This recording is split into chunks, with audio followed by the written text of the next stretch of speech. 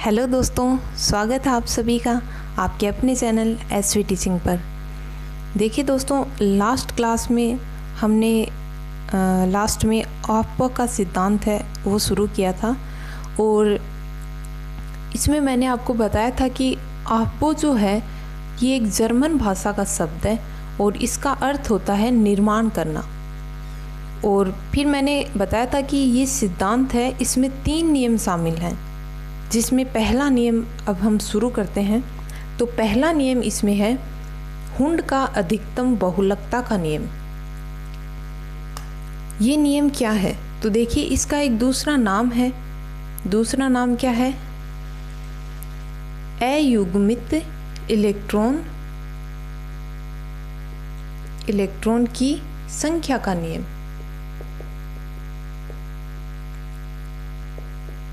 इसको अयुग्मित इलेक्ट्रॉन की संख्या का नियम भी बोलते हैं। ठीक है, ये नियम देने वाले वैज्ञानिक कौन थे? तो हुंड ने ये नियम दिया था, हुंड नामक वैज्ञानिक ने। देखिए, इसके नाम से ही ये है हुंड का अधिकतम बहुलकता का नियम।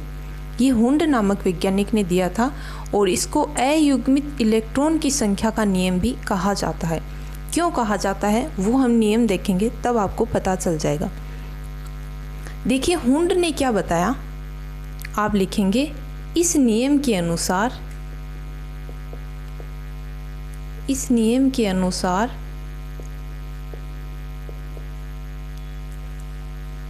समान ऊर्जा वाले कक्षकों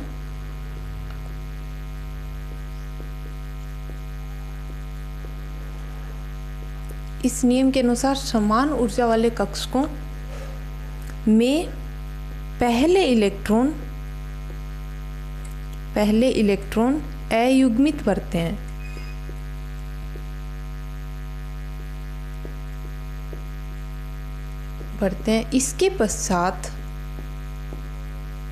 इसके बाद इलेक्ट्रॉन का युग्मन होता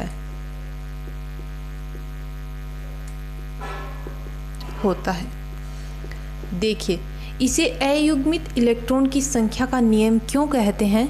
क्योंकि हुंड ने बताया कि समान ऊर्जा वाले जो कक्षक होते हैं ना, उनमें पहला जो इलेक्ट्रॉन है, पहला दूसरा तीसरा मतलब जो भी है, पहले इलेक्ट्रॉन अयुग्मित भरा जाता है और उसके बाद में इलेक्ट्रॉन है उनका युग्मन किया जाता है। पहले अयुग्मित इलेक्ट्रॉन ही भरे जाते हैं, इसलिए इसे अयुग्मित इलेक्ट्रॉन की संख्या का नियम भी कहते हैं।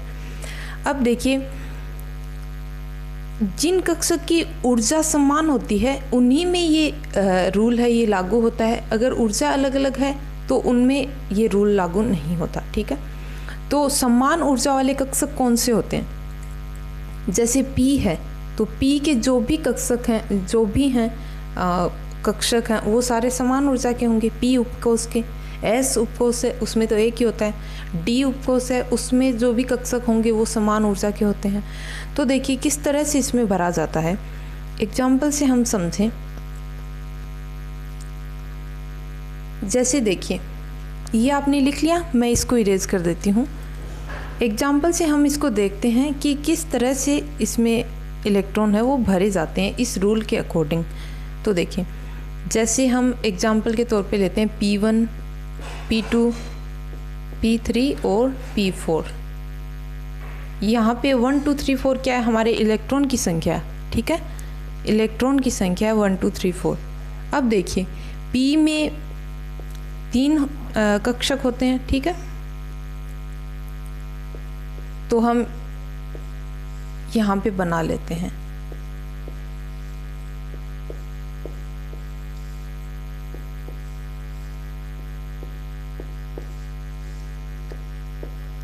देखिए, इस रूल के अकॉर्डिंग है वो इलेक्ट्रॉन कैसे भरे जाते हैं। जैसे देखिए, अब अगर हमें बिना इस रूल के फॉलो किया इलेक्ट्रॉन भरने हैं तो हम इसको इस तरह से भर सकते हैं। ठीक है, इसमें एक ही है तो एक आ जाएगा, इसमें 2 हैं तो देखिए हमें लगता है कि एक कक्षक है उसमें 2 इलेक्ट्रॉन होने चाहिए तो हम इस तरह से भर देते हैं, इसमें फिर इस तरह से भर देते हैं और इसमें इस तरह से। अगर रूल का पालन नहीं किया जाए, रूल को फॉलो नहीं किया जाए, तो हम इस तरह से इलेक्ट्रॉन है ये इनमें भर देते हैं। लेकिन अगर इस रूल को फॉलो किया जाए, इस रूल के अकॉर्डिंग क्या है, इन्होंने बताया कि पहले जो भी इलेक्ट्रॉन है वो अयुग्मित भरे जाएंगे। तो देखिए कैसे, इसमें तो एक ही है तो एक ही होगा, तो ये दोनों तो सेम ही रहेंगे, ठीक है। अब इसमें देखें, पहले इलेक्ट्रॉन अयुग्मित भरे जाएंगे, तो इस तरह से आएगा, ये गलत हुआ, ठीक है, ये गलत है। इलेक्ट्रॉन कैसे भरे जाएंगे, इस तरह से इलेक्ट्रॉन जाएंगे। इसमें इलेक्ट्रॉन कैसे भरे जाएंगे, तो इसमें देखिए अयुग्मित भरने हैं हमें, पहले 3 इलेक्ट्रॉन है, इस तरह से होंगे, ये भी गलत है। इलेक्ट्रॉन कैसे भरे जाएंगे, 3 हो गए। अब देखिए 4 इलेक्ट्रॉन है, 3 हो गए। इसके बाद में रूल क्या कहता है, पहले अयुग्मित इलेक्ट्रॉन भरे जाएंगे, उसके बाद में युग्मन होगा इलेक्ट्रॉन का। तो देखिए 3 है, 1 बच गया, तो अब युग्मन होगा इस तरह से। अब अगर यहाँ पे 5 होता तो इस तरह से हो जाता, 6 होता इस तरह से हो जाता, ठीक है। यहाँ पे 4 हैं तो इस तरह से हो जाएगा। तो हुंड का अधिकतम बहुलकता का नियम या फिर अयुग्मित इलेक्ट्रॉन की संख्या का नियम आपको समझ में आ गया होगा। अब देखिए एक क्वेश्चन हम करते हैं, मैं लिख लेती हूँ क्वेश्चन। तो देखिए दोस्तों, ये हमारा क्वेश्चन है। इस तरह के क्वेश्चन एग्जाम में पूछे जाते हैं, तो हमें इस क्वेश्चन से समझ में आ जाएगा कि हुंड के अधिकतम बहुलकता के नियम से किस तरह से क्वेश्चन पूछे जा सकते हैं। देखिए क्या पूछा है इसमें बोला गया है कि निम्न में से किस इलेक्ट्रॉनिक विन्यास पर हुंड का नियम लागू नहीं होता। निम्न में से किस इलेक्ट्रॉनिक विन्यास पर हुंड का नियम लागू नहीं होता। हमें ये पूछा है कि इनमें से कौन सा इलेक्ट्रॉनिक विन्यास ऐसा है जिस पर हुंड का नियम लागू नहीं होता। तो देखिए कैसे करेंगे इस क्वेश्चन को हम। तो इसको करने के लिए हमें सबका इलेक्ट्रॉनिक विन्यास और इनको लिख के हम चेक कर लेते हैं। तो देखिए सबसे पहला है P3, ठीक है। इसको कैसे देखेंगे, P है, P कक्षक, इसमें कक्षक कितने होंगे, 3 ही बनेंगे ना, P है तो। अब देखिए चेक करने के लिए हमें ले लेना है इस तरह से, जैसे मैंने पीछे बताया था। अब देखिए दूसरा कौन सा है, D8, D है और यहाँ पे 8 इलेक्ट्रॉन है इसमें, तो D में कितने होते हैं, 5, तो ये 5 ले लिए हमने, ये 5 हो गए, ठीक है। अब देखिए तीसरा क्या दे रखा है, F13, F में कितने होते हैं, छोटे बन गए, थोड़ा बड़ा बना लेती हूँ, ठीक है।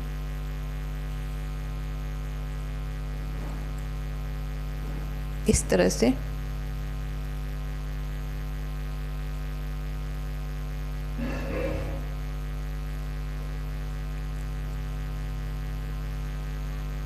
सात होते हैं F में, तो कितने हो गए, ये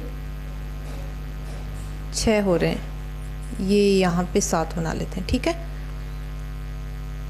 अब देखिए यहाँ पे फिर से हमें 7 बनाने हैं, तो इस तरह से हम बना लेंगे, 1 2 3 4 5 6 और 7, ठीक है। ये हमारा F हो गया। लास्ट वाला ऑप्शन क्या दे रखा है, D5, तो यहाँ पे हम D5 का भी बना लेते हैं। तो फोर्थ हमें दे रखा है D5। D5 में D में कितने होते हैं, 5 होते हैं, D में 5 होते हैं। तो देखिए 5 हम बना लेते हैं,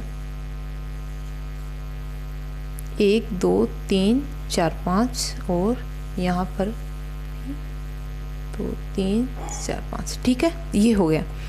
अब देखिए इनमें इलेक्ट्रॉन हमें भरने हैं और इलेक्ट्रॉन किस तरह से हम भरेंगे उसके आधार पे हमें पता चलेगा कि कौन से पर हुंड का नियम लागू नहीं होता इनमें से। तो देखिए P3 है, P3 में अगर हम इलेक्ट्रॉन भरेंगे तो किस तरह से, पहले अयुग्मित इलेक्ट्रॉन भरेंगे, ठीक है, उसके बाद युग्मन होता है, तो P3 में इस तरह से हो गया। अब देखिए अगर इनको यहाँ पे हम इनको इलेक्ट्रॉन को अगर हम बिना नियम लागू किए हम इलेक्ट्रॉन भरें तो हम किस तरह से भरेंगे, इस तरह से, ठीक है। हमें करना क्या है, ऐसे क्वेश्चन हो तो हमें सिंपली करना क्या है, एक तो हमें नियम के अनुसार इलेक्ट्रॉन है वो हमें भरने हैं, दूसरा हमें बिना नियम को फॉलो किए इलेक्ट्रॉन भरने हैं। इससे हमें आसानी से पता लग जाएगा कि कौन सा है उस पे नियम लागू नहीं हो रहा, जैसे अभी पता लग जाएगा। देखिए P3 है, इसमें अगर नियम लागू नहीं होता तो इलेक्ट्रॉन इस तरह से भरे जाते हैं, अगर नियम लागू होता है तो इलेक्ट्रॉन इस तरह से भरे जाते हैं, मतलब इस पे नियम लागू हो रहा है, लागू हो रहा है। क्यों हो रहा है? ये दोनों सेम नहीं है। अगर लागू नहीं होता तो ये दोनों सेम होते, लागू नहीं होता तो ये दोनों सेम आते, बिना रूल के भी और रूल के भी, ठीक है। लेकिन यहाँ पे दोनों सेम नहीं आ रहे हैं, इसका मतलब इस पे लागू हो रहा है ये नियम। अब देखिए D8 में हम देखते हैं तो नियम के अनुसार 3, 4, 5, 6, 7 और 8, ठीक है। बिना नियम के अनुसार भरेंगे तो 1, 2, 3, 4, 5, 6, 7, 8। अब देखिए इसमें भी नियम लागू हो रहा है, ठीक है, तो इसमें भी नियम लागू हो रहा है। तीसरा देखते हैं F13। अब देखिए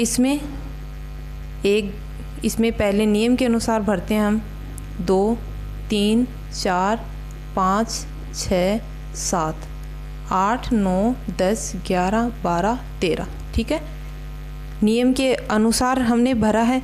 अब हम बिना नियम के अनुसार भरते हैं तो देखिए 2, 2, 4, 5, 6, 7, 8, 9, 10, 11, 12 और 13। अब इसमें देखिए अगर नियम के अनुसार भर रहे हैं तो भी वही है और बिना नियम के भी वही पोजीशन है, दोनों एक जैसे हैं, ठीक है। इसका मतलब क्या हुआ, इस पर रूल लागू नहीं हो रहा, इस पे लागू नहीं हो रहा, ठीक है। F13 पे हुंड का नियम लागू नहीं होता यहाँ पे, क्योंकि दोनों बार एक जैसी ही पोजीशन आ रही है, इलेक्ट्रॉन एक जैसे ही भरे हुए हैं दोनों बार, नियम लागू करें या फिर नियम नहीं लागू करें एक ही बात है। इसका मतलब इस पे नियम लागू नहीं हो रहा, ठीक है। अब इसको और चेक कर लेते हैं हम। देखिए इसका आंसर तो ऐसे क्वेश्चन होंगे, आंसर तो एक ही आएगा, हमारा आंसर तो ये हो गया, अगले वाला करने की ज़रूरत नहीं है हमें एग्ज़ाम में, लेकिन यहाँ पे हम करके देख लेते हैं। देखिए D5 है तो 5 है तो 1, 2, 3, 4 और 5, यहाँ पे क्या होगा इस तरह से, इसका मतलब इस पे भी लागू हो रहा है, तो इसका राइट आंसर क्या हो जाएगा F13। आपको क्लियर है? अगर कोई भी प्रॉब्लम हो इस क्वेश्चन में, समझ में नहीं आया हो, कमेंट में बताएं, नेक्स्ट वीडियो में आपको समझा दूँगी, ठीक है। अब देखिए हमारा हुंड का अधिकतम बहुलकता का जो नियम है वो हमने कंप्लीट कर लिया है। इस नियम में क्या बताया गया है कि पहले इलेक्ट्रॉन हैं वो अयुग्मित भरे जाएंगे और फिर उसके बाद में इलेक्ट्रॉन का युग्मन होगा, ठीक है, सेम ऊर्जा वाले कक्षकों में। दूसरा हमारा नियम है पाउली का अपवर्जन नियम। दूसरा हमारा क्या नियम है? पाउली का अपवर्जन नियम। तो देखिए पाउली का अपवर्जन नियम, ये नियम क्या कहता है?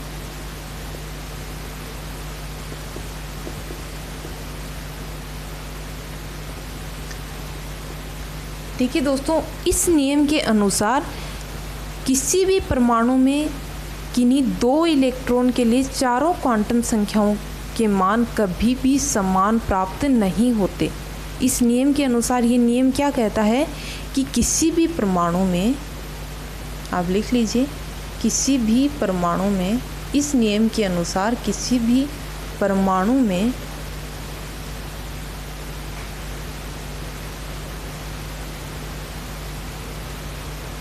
इस नियम के अनुसार किसी भी परमाणु में उपस्थित किन्हीं 2 इलेक्ट्रॉन के लिए चारों क्वांटम संख्याओं का मान सेम नहीं होता। समान नहीं हो सकता। क्वांटम संख्या क्या होती है, हमने लास्ट क्लासेस जो करी थी उनमें हमने कर लिया था कि क्वांटम संख्याएं कौन सी होती हैं और किस तरह से उनके मान का हम निकाल सकते हैं। तो देखिए, पाउली का अपवर्जन नियम क्या कहता है कि कोई भी परमाणु है उसमें कोई भी 2 इलेक्ट्रॉन हैं, उनके लिए चारों क्वांटम संख्याओं के मान समान नहीं होते। ठीक है, कैसे नहीं होते अब हम करके देखेंगे। देखिए, ये क्या कहता है कि चारों के मान समान नहीं होते, लेकिन एक शर्त है, चारों क्वांटम संख्याओं के मान समान हो सकते हैं। एक शर्त है, शर्त क्या है, जब एक कक्षक में 2 इलेक्ट्रॉन समान चक्रण वाले हों, इसलिए हो सकते हैं। ठीक है, अगर समान चक्रण वाले हों तो हो सकते हैं। किस तरह से, देखिए क्वांटम संख्याएं होती हैं उसमें देखिए n है, l है, m है और s। अब इनके मान तो हम बाद में बात करें, ठीक है, इनके मान तो हम निकालें तो हमें पता चल जाए, लेकिन समान ये नहीं होने देता। सेम परमाणु के जो इलेक्ट्रॉन होते हैं उनमें ये s है जो चक्रण क्वांटम संख्या, ये मान समान नहीं होने देती। कैसे, क्योंकि देखिए हमें पता है कि इलेक्ट्रॉन इस तरह से उपस्थित रहते हैं, तो देखिए इसके लिए प्लस मान होगा और इसके लिए माइनस का मान होगा, इसलिए चारों क्वांटम संख्याओं का मान समान नहीं होता। अगर चक्रण सेम हो, अगर चक्रण सेम हो तो इनका मान समान हो सकता है, अगर चक्रण सेम हो तो इनका मान समान हो सकता है। लेकिन अगर चक्रण विपरीत हो, इस तरह से इलेक्ट्रॉन बने हों, तो इनका मान कभी भी समान नहीं हो सकता, क्योंकि ये प्लस में आएगा तो ये माइनस में आएगा। ठीक है, क्लियर है आपको? पाउली का अपवर्जन का नियम समझ में आ गया कि किस तरह से चारों क्वांटम संख्याओं का मान है वो समान नहीं हो सकता। अब देखिए तीसरा नियम क्या है हमारा। तीसरा नियम है n+l का नियम। ऑफबो सिद्धांत में 3 नियम थे। पहला हुंड का अधिकतम बहुलकता का नियम, दूसरा कौन सा आ गया, पाउली का अपवर्जन का नियम, और तीसरा कौन सा है, तो तीसरा है n+l नियम। ये नियम क्या कहता है, n+n? n+l नियम कहता है कि वे कक्षक जिनके लिए n+l का मान अधिक प्राप्त हो उनकी ऊर्जा भी अधिक होती है, और जिनके लिए यह मान कम हो उनकी ऊर्जा भी कम होती है। ये क्या कहता है कि जिन कक्षक के लिए n+l का मान अधिक उनकी ऊर्जा भी अधिक, ठीक है, और n+l का मान जिनके लिए कम, उनकी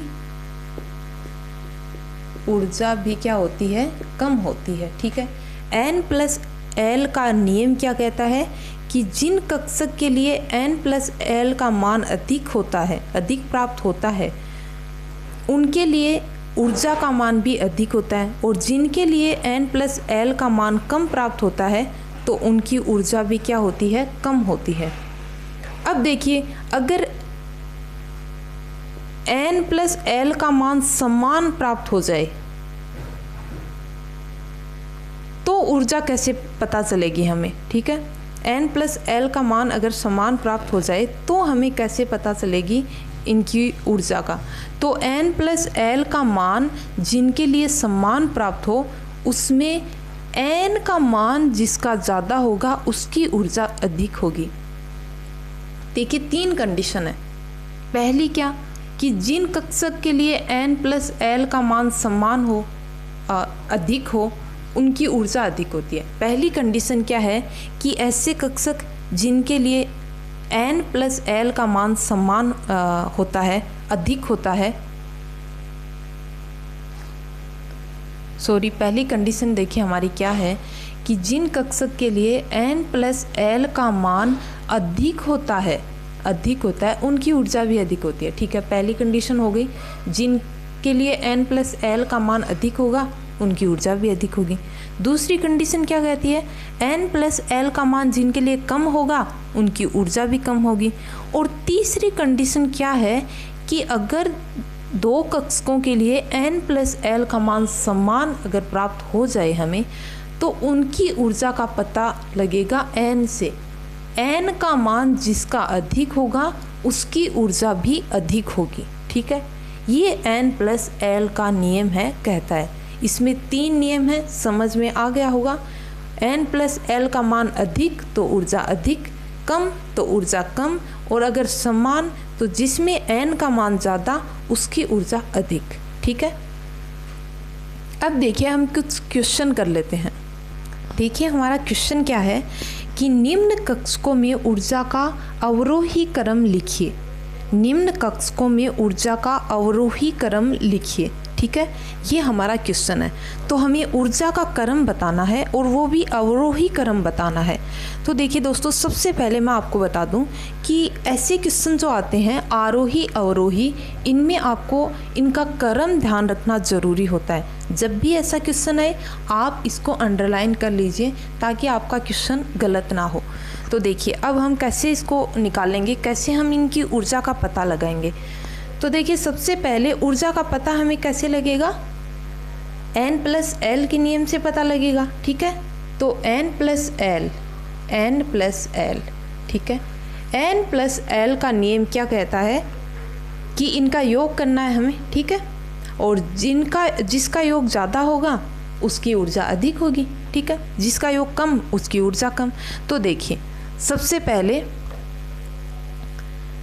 आप इस तरह से लिख लीजिए n+l,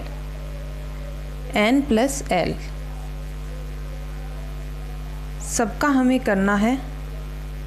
इनके लिए हमें n+l का मान हमें देखना है। ठीक है, तो हमें ऊर्जा का अपने आप पता चल जाएगा कि कौन सी की ऊर्जा ज़्यादा है कौन सी की ऊर्जा कम है। तो देखिए 3D है, n का मान n का मान कौन सा है, n का मान तो वही है जो यहाँ पे दिया हुआ है। ठीक है, तो 3D के लिए n का मान कितना है 3, और d के लिए l का मान कितना होता है, d के लिए l का मान कितना होता है। तो हमने जब क्वांटम संख्या करी थी उनमें हमने द्विगुणित क्वांटम संख्या करी थी 2 नंबर पे, तो उसमें हमने पढ़ा था कि l का मान s के लिए 0 होता है, p के लिए 1 होता है और d के लिए कितना होता है 2 होता है। ठीक है, टोटल कितने हो गए 5। यहाँ पे देखिए 2 प्लस s के लिए l का मान कितना होता है 0, तो यहाँ कितना होगा 2। 4 प्लस s का मान s के लिए l का मान 0, कितना 4। 4 प्लस f के लिए l का मान कितना होता है, तो f के लिए होता है 3, तो ये कितना हो गया 7। और यहाँ पे देखिए 4 प्लस d के लिए l का मान कितना होता है, तो d के लिए l का मान होता है 2, तो ये कितना हो गया 6। यहाँ पे देखिए 3 प्लस s के लिए l का मान 0, तो 3। 5 प्लस d के लिए l का मान 2, तो ये 7। अब देखिए ये हमारे पास l का मान n+l का मान आ रहा है। अब देखिए यहाँ पे सबसे ज़्यादा ऊर्जा किसकी होगी, सबसे अधिक ऊर्जा यहाँ पे किसकी होगी, तो हम बता सकते हैं कि सबसे अधिक ऊर्जा यहाँ पे देखिए 2 में सेम आ रहा है, d में, ये 5d में और 4f में, दोनों में सेम आ रहा है। ठीक है, n+l का मान सेम आ रहा है।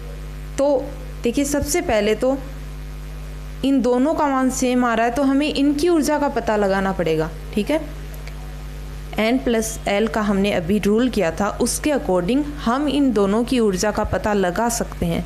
कैसे, रूल का तीसरा जो पॉइंट था उसमें क्या था कि जिसके लिए n का मान ज़्यादा होगा उसकी ऊर्जा भी ज़्यादा होगी। तो यहाँ पे 4f और 5d की हम बात करें तो n का मान किसका ज़्यादा है, 5d का ज़्यादा है, तो सबसे ज़्यादा एनर्जी किसकी होगी 5d की। ठीक है, उसके बाद में 4f की होगी, और उसके बाद में तो देखिए सब सेम है नहीं, अलग अलग हैं, तो उस हिसाब से हो जाएगी।